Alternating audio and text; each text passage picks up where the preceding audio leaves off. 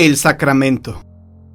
Las noches en la Ciudad de México fueron siempre muy tranquilas desde hace 60 años, sobre todo en el viejo pueblo delante de la villa. Allá por la Basílica de Guadalupe, incluso los habitantes de Los Remedios sabían que pronto el nuevo padre llegaría y habría nuevamente misas. Un par de semanas después, y el cansado padre se retiró ese viernes a dormir más temprano de lo acostumbrado. Llevaba apenas 3 meses en el pueblo, y la gente lo había aceptado con gran entusiasmo. Dormía ya profundamente cuando lo despertaron fuertes golpes en la puerta. Los golpes no cesaban, por lo que el padre finalmente respondió. ¿Quién llama a la puerta? Se escucharon más llamados. El padre se levantó y tomó su reloj. Ya es tarde. ¿Qué se le ofrece a esta hora? Sin recibir respuesta, solo el aumento de golpes en la puerta. He dicho que quién es.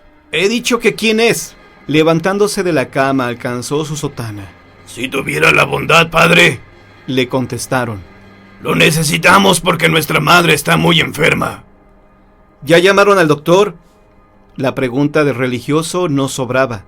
En aquel pueblo mucha gente trataba de curar sus dolencias con remedios caseros. Padre, hace mucho que no hay remedio, respondió la voz que provenía de afuera. El padre, al escuchar esto, prometió salir enseguida. Ok, solo me cubro.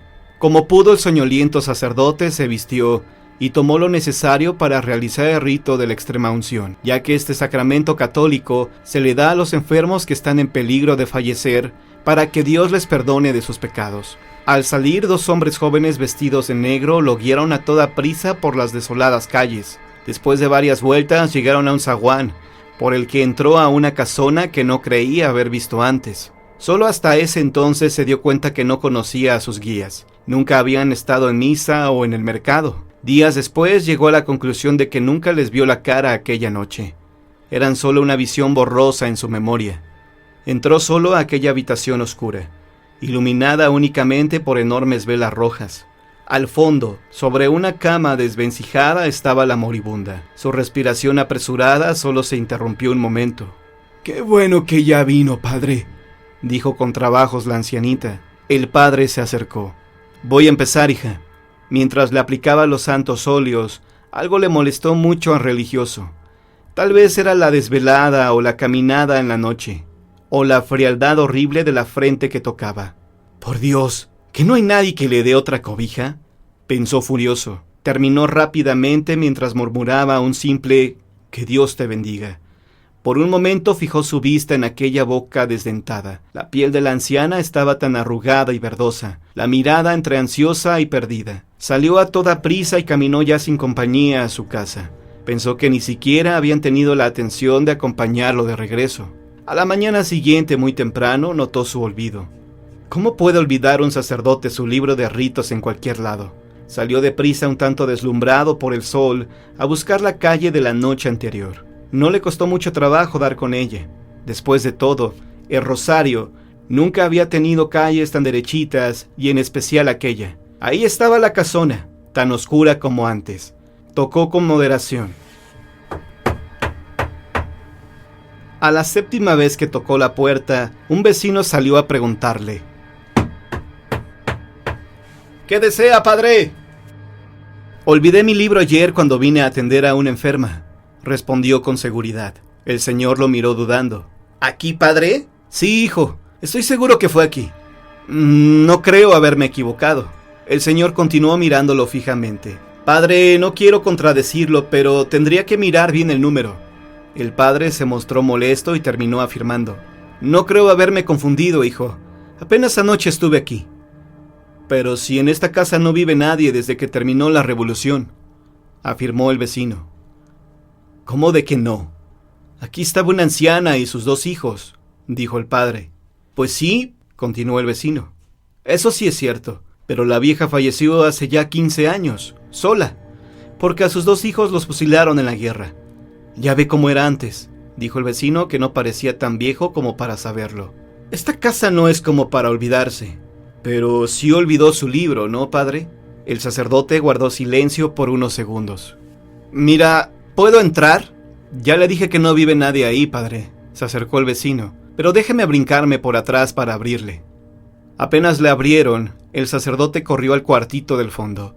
Todo estaba lleno de polvo, no había muebles.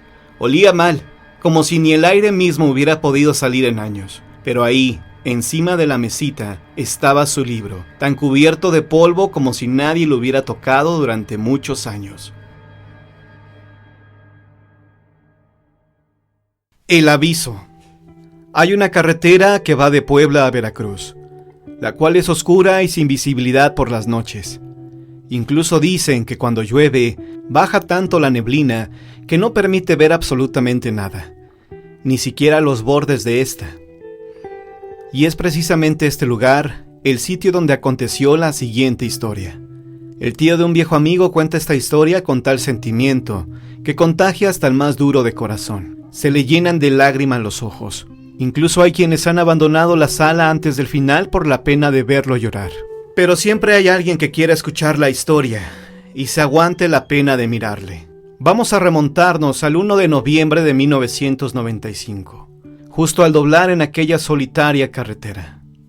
¡Ay, ni una sola estación!, dijo con molestia al no poder sintonizar su radio.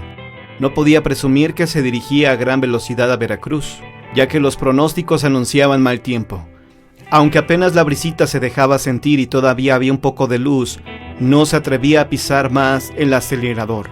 Después de todo, llegaría a dormir a Orizaba. Al llegar a la curva conocida como Peligrosa, alcanzó a ver a un niño en mitad de la carretera.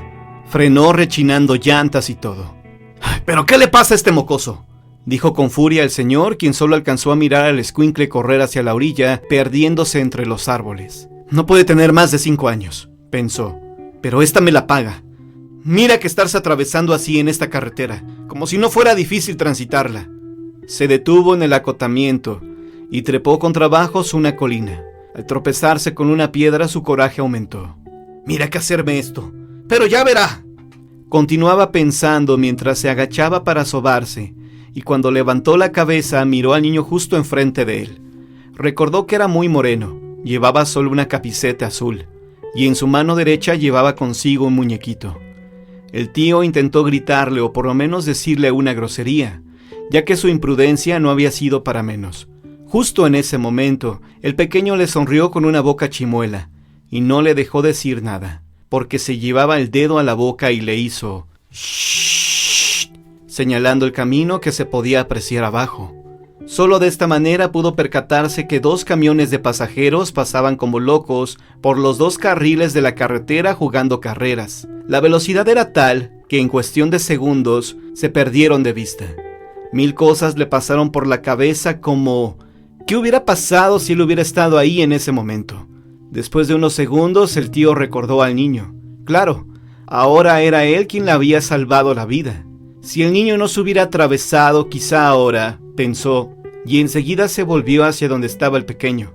Dios mío, si el niño no se hubiera atravesado, quizá ahora, pensó, y enseguida se volvió hacia donde estaba el pequeño.